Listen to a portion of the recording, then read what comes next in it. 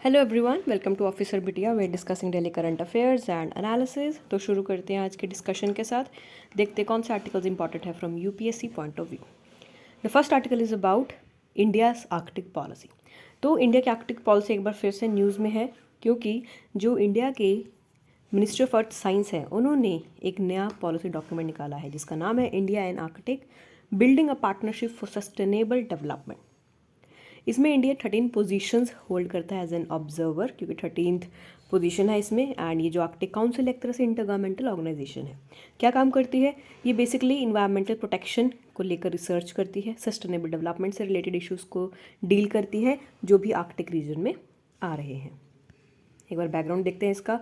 जो इंडिया की एंगेजमेंट है आर्कटिक में वो शुरू हुई थी जब साइन किया गया था स्वालबार्ड ट्रीटी 1920 में पेरिस में।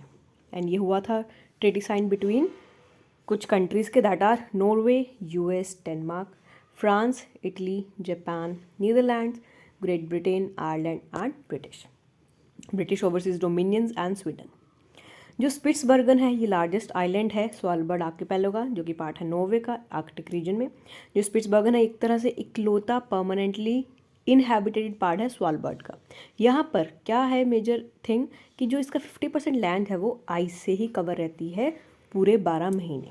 यानी यहाँ पर जो ग्लेशियर्स हैं वो माउंटेन्स की फॉर्म में है, फ्योर्ड्स की फॉर्म में है, जो इसके लैंडस्केप को डिफाइन करते हैं। उसके बाद से इंडिया क्लोजली मॉनिटर करता है जो भी डेवलपमेंट्स होती है आर्कटिक रीजन में। इंडिया ने ही इनिशिएट किया था आर्कटिक रिसर्च प्रोग्राम 2007 में, जहां पर मेजर था बात क्लाइमेट चेंज की, क्योंकि क्लाइमेट चेंज का इम्पैक्ट आर्कटिक रीजन में भी देखने को मिल रहा है। जो ऑब्जेक्टिव था वो यही था कि कैसे हमें स्टडी करना है, टेलीकॉम कनेक्शंस हो रहे हैं आर्कटिक क्लाइमेट के बीच में, इंडियन मानसून के बीच में, एंड जो आर्कटाइक्स सी आइस है आर्कटिक रीजन में वो भी कैसे यूज़ हो रही है, कैसे हम उसको चैनलाइज कर रहे हैं, कैसे उसको सर्वे कर रहे हैं। क्योंकि अगर हम उसको जानेंगे समझेंगे तभी ग्लोबल वार्मिंग का अंदाज़ा भी लगा पाएंगे। इंडिया फोकस करती है रिसर्च कंडक्ट करने में। यहाँ पर मास बजट भी है आर्कटिक ग्लेशियर्स को, सी लेवल चेंजेस को, एंड असेसमेंट भी करती है flora and fauna of Arctic region. जो भी यहाँ पे एनिमल्स हैं, प्लांट स्पीशीज़ हैं, उनका चेकअप भी करती है, असेसमेंट भी टाइमली करती रहती है। अब देखते हैं मेजर प्रोविजंस क्या है आर्कटिक पॉलिसी के। 6 पिलर्स हैं। These are science and research, environmental protection, economic and human development, transportation and connectivity, governance and international cooperation, national capacity building। एक तरह से इसके 6 मेजर पिलर्स हैं। ये आप लिख लेना, नोट डाउन कर लेना, बिकॉज मेंस में डायरेक्टली आप आंसर में लिख सकते हो।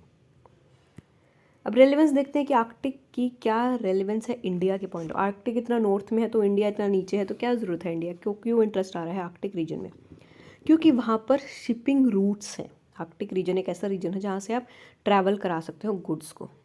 एक एनालिसिस के अकॉर्डिंग जो कि पब्लिश किया गया था मनोहर पत्रिका institute for defence studies and analysis, इन्होंने कहा था जो एडवर्स इम्पैक्ट्स है आर्कटिस के वो सिर्फ मिनरल्स या कार्बन हाइड्रोजन कार्बन डाइऑक्साइड्स के जो रिजर्व्स हैं उन्हीं को ही इम्पैक्ट नहीं कर रही, बट वहाँ के जो शिपिंग रूट्स हैं उनको भी इम्पैक्ट कर रही है। एंड इसलिए इंडिया एक मेजर रोल प्ले कर सकता है कि कैसे एक रीजन को हम स्टेबल कर सकें।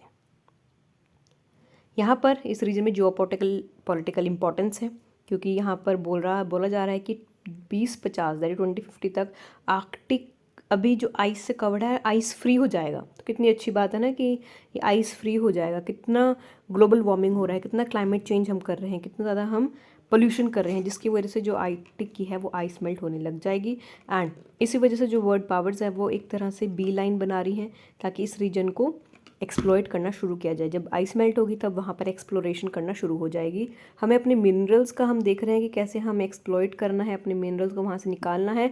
हम ये नहीं देख रहे कि हमारा जो ग्लोबल इम्पैक्ट है, क्लाइमेटिक इम्पैक्ट है, कितना एडवर्स होने वाला है कि इतना मुश्किल हो जाएगा जीना कि हम शायद सांस भी ना ले पाएँ। आर्कटिक के बारे में देखते हैं। एक तरह से पोलर रीजन है जो नॉर्दर्न मोस्ट पार्ट है अर्थ का। यहाँ पर सीजनली वेयरिंग स्नो रहती है, आइस कवर्ड रहता है। इसके अंदर कौन कौन से सीज आते हैं? एडजेसेंट सीज देखते हैं जो पार्ट्स ऑफ अलास्का है, यूनाइटेड स्टेट्स हैं, Canada, Finland, Greenland, Iceland, Norway, Russia and Sweden. ये इसकी कंट्रीज हैं जो आर्कटिक सी को टच करती हैं। एक बार मैप में देखते हैं। So this is your Arctic circle. यहाँ पर है आपका नॉर्थ पोल, आर्कटिक ओशन। तो ये जो रीजन्स हैं हमने देखा, this is Russia, US, Alaska, Canada, Greenland, Denmark, जो ग्रीनलैंड आइलैंड है that belongs to Denmark, Iceland, Norway, Sweden, Finland. So ये आते हैं रीजन्स आर्कटिक ओशन में।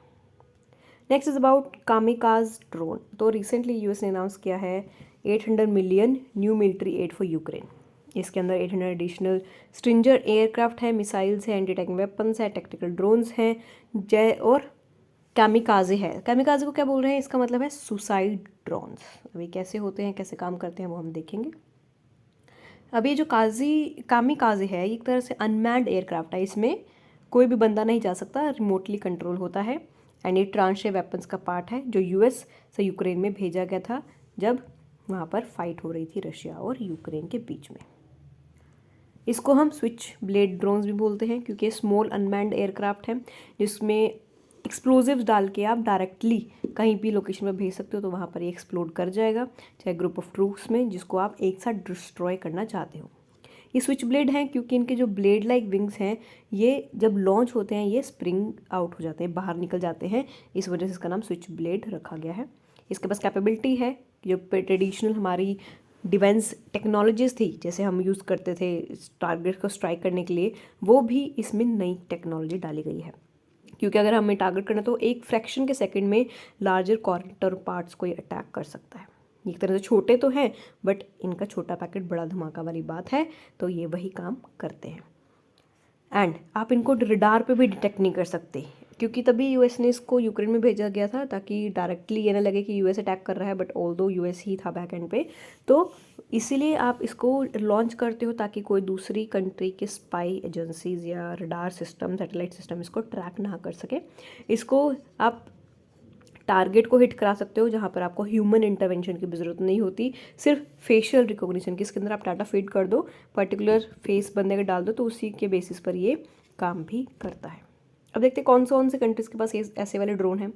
ये है, देखते हैं कौन से कंट्रीज़ के पास, Russia, China, Israel, Iran and Turkey. तो इनके पास कुछ वर्जन्स हैं कामिकाजे ड्रोन्स के।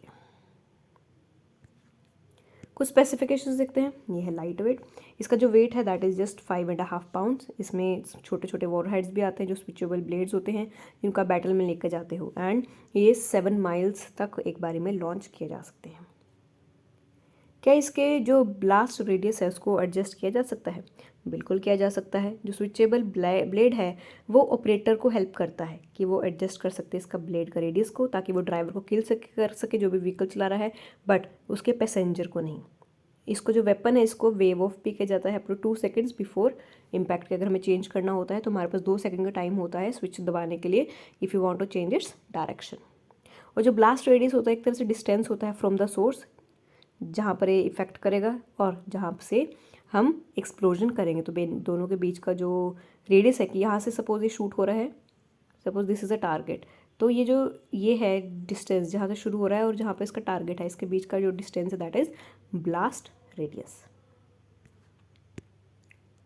जो कैमराज हैं वो भी यूज़ होते हैं in this area of operation. जो स्विचेबल ब्लेड्स होते हैं इसके पास कैमरा होते हैं जो टारगेट्स को दिखाते हैं इम्पैक्ट होने से कुछ सेकंड का पहले को, और इसके अंदर 63 माइल्स पर आवर की स्पीड से चलता है, एंड ये ऑपरेटर को प्रोवाइड करता है real time video download links, and वहाँ पर सेंट्रलाइज्ड व्यू रहता है कि जो ड्रोन है नो डाउट जहाँ पर भी जा रहा है इसके अंदर कैमरा डाला हुआ है तो वहाँ पर लोकेशन बता देगा कौन कौन से ट्रूप्स कहाँ पर प्लेस्ड हैं, ठीक है, ये भी बता देगा, और ये भी बता देगा कि उस पूरे एरिया का क्या लोकेशन है, पूरे एरिया का भी बारे में बता देगा और पर्सनस के इंडिविजुअली भी बता देगा। तो एक तरह से आपको दूसरे एरिया के बारे में हर एक इन्फॉर्मेशन मिल जाएगी, तो ये इसका काम रहता है। Next is about draft national tourism policy. अभी जो गवर्नमेंट है उन्होंने एक तरह से ड्राफ्ट नेशनल टूरिज्म पॉलिसी को निकाला है जो फोकस कर रही है ग्रीन एंड डिजिटल टूरिज्म। अभी हमारा सभी पॉलिसीज़ का एक एम है ग्रीन एंड डिजिटल टूरिज्म, जहाँ पर हमें हरा भरा अपना टूरिज्म करना है, जहाँ पर हमारा पोल्यूशन कम हो और सब कुछ डिजिटलाइज्ड हो सके।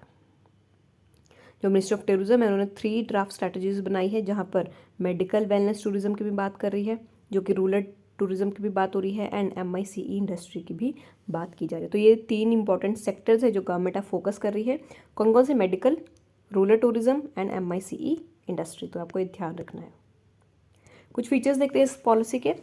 इंडस्ट्री स्टेटस टू सेक्टर, अगर हमें किसी पर्टिकुलर सेक्टर को बढ़ावा देना है, प्रमोट करना है, तो हमने टूरिज़्म को अभी प्रमोट करना है, तो इसलिए हमने उसको इन्वेस्टमेंट इंडस्ट्री का टैग दे दिया। और ये डॉक्यूमेंट है वो बोल रहा है कि अगर हमने टूरिज़्म सेक्टर को इंडस्ट्री सेक्टर का नाम दे दिया तो इसके साथ यहाँ पर जो इंफ्रास्ट्रक्चर स्टेटस होता है होटल्स का वो सब इसको मिल जाएगा। इसके 5 की एरियाज़ क्या रहेंगे जो 10 साल के लिए अगले प्लान आउट कर रहे हैं हम। ग्रीन टूरिज़्म चाहिए, digital tourism, destination management, skilling the hospitality sector, कि जो भी हॉस्पिटैलिटी सेक्टर में रिलेटेड, टूरिज़्म सेक्टर में लोग जो रिलेटेड हैं वो स्किल होने चाहिए, उनको नॉलेज होनी चाहिए अपने सेक्टर की, और हम बेस्ट सर्विसेज प्रोवाइड करें। और जो MSMEs है वो भी सपोर्ट करें जो टूरिज्म सेक्टर से रिलेटेड हैं। रिलीफ मेजर्स दिए जाएंगे, टैक्सेशन ब्रेक्स दिए जाएंगे। अब जो इंडस्ट्री है जिसने वर्स्ट फेस किया है कोविड की वजह से, वो अब काफ़ी ज़्यादा मल्टीपल रिप्रेजेंटेशंस भेज रही है गवर्नमेंट में ताकि उनको कुछ रिलीफ मेजर्स दिया जाए, ताकि उनको कुछ टैक्सेशन ब्रेक्स दिया जाए, 1 साल के लिए ब्रेक दिया जाए, 2 साल के लिए ब्रेक दिया जाए कि हम टैक्स नहीं पे करेंगे क्योंकि कोविड की वजह से इतनी सारी दिक्कतें आई हैं। कुछ अदर फ्रेमवर्क देखते हैं। जो ड्राफ्ट पॉलिसी है वो डील करती है स्पेसिफिक ऑपरेशनल इशू से, बट कुछ कंडीशनल फ्रेमवर्क भी बताती है सेक्टर में जो कि पैंडेमिक में हेल्प करते हैं। इसलिए जो ओवरऑल मिशन है, विजन है, वो यही है कि हमें इम्प्रूव करना है अपने एक्सपीरियंस टूरिज्म सेक्टर का, फॉरेन का भी एंड लोकल का भी, टूरिस्ट का भी, चाहे वो फॉरेन टूरिस्ट और लोकल टूरिस्ट हो, जो भी टूरिस्ट हैं सबको हमें ध्यान रखना है। सिनेरियो देखते हैं क्या इंडिया का सिनेरियो है। इंडिया बहुत सारे टूरिस्ट को अट्रैक्ट करता है क्योंकि इसकी जो वेल्थ है, इसका जो इंफ्रास्ट्रक्चर है, आर्किटेक्चर है, इतना एंशियंट हिस्टोरिकल कल्चरल रिच है कि ये लोगों को अट्रैक्ट करता है। यहाँ पर ह्यून सैंग का विजिट हुआ था जो कि चाइनीज़ बुद्धिस्ट थे। पिलग्रिम ट्रैवल की वजह से बहुत ज़्यादा बूस्ट मिलता है एम्परर्स को, जैसे अशोका हर्षा थे, वो भी बिल्डिंग जिन्होंने शुरू किया था, पिलग्रिम्स शुरू किया था बनाने। अर्थशास्त्र जो कि इंपॉर्टेंस बताता है ट्रैवल इंफ्रास्ट्रक्चर की स्टेट के लिए, कि कैसे ये इंपॉर्टेंट रोल प्ले करती है, एंड ये सब हमारे पास्ट में लिखा गया था। इंडिपेंडेंस के बाद टूरिज़्म हमेशा से इंडिया का 5th ईयर प्लान का पार्ट रहा है। डिफरेंट टाइप्स ऑफ टूरिज़्म आते हैं, business tourism, health tourism, wild life tourism, and जिसको इंडिया हर बार इंट्रोड्यूस करता है। तो इंडिया का भी वैरायटी ऑफ टूरिज़्म बढ़ता जा रहा है ताकि हमारा जो अट्रैक्शन है, लोग अट्रैक्ट हो इंडिया की तरफ और अपना कॉन्ट्रीब्यूशन दें, और इससे हमारी टूरिज़्म जो इंडस्ट्री है वो ग्रो करे। अब इंडिया का रैंक देखते हैं टूरिज्म में। इंडिया का जो टूरिज्म का रैंक है वो इंडिया 10th रैंक करती है कि उसका जो कंट्रीब्यूशन है वर्ल्ड GDP में कितना है। World travel and tourism council report भी ये रिलीज़ करता है, एंड इस पर्टिकुलर रिपोर्ट के मुताबिक जो कंट्रीब्यूशन रहा है वो 6.8 रहता है GDP का percentage. And India as of now 2021 में 40 साइट्स इंडिया की वर्ल्ड हेरिटेज लिस्ट में लिस्ट की गई हैं, जहाँ पर जो कि मोस्ट फेमस लिस्ट है, इसमें वर्ल्ड की हिस्टोरिकल साइट्स डाली गई हैं, एंड 6th मोस्ट हाईएस्ट डाला गया है वर्ल्ड में, जहाँ पर इंडिया की 32 कल्चरल साइट्स हैं, 7 natural sites and 1 mixed site है। धोलावीरा एंड रंपा टेम्पल भी हैं जो तेलंगाना में है, इसके लेटेस्ट एग्जाम्पल है। एंड फाइनेंशियल ईयर 2020 में जो टूरिज्म सेक्टर है उसने 39 मिलियन जॉब्स को अकाउंट किया है, जो कि 8% है टोटल एम्प्लॉयमेंट इंडस्ट्री का। इंडिया का टोटल एम्प्लॉयमेंट आपका 8% जो है वो टूरिज्म सेक्टर से आ रहा है। 2029 में ये एक्सपेक्ट किया जाता है कि यहाँ पर 53 मिलियन जॉब्स भी और पैदा हो जाएंगी और जनरेट कर देगा। तो टूरिज्म सेक्टर में बहुत ज़्यादा पोटेंशियल है, अगर हम ध्यान दें, अच्छे से इन्वेस्टमेंट करें, सही स्ट्रैटेजी से काम करें, तो टूरिज्म में बहुत ज़्यादा पोटेंशियल है कि हमारी जो अनएम्प्लॉयमेंट है ये कुछ ना कुछ उसको कम करने में सहयोग ज़रूर करेगा। ओके, तो इसलिए अपना ध्यान दीजिए और अपना जो काम है वो ध्यान करिए और अपनी स्टडी पर ध्यान दीजिए। कोई डाउट आप हमें कमेंट सेक्शन में मेंशन करना ना भूलिए, and if you have any doubt do let us know in the comment section. So thank you and all the best for watching. So thank you.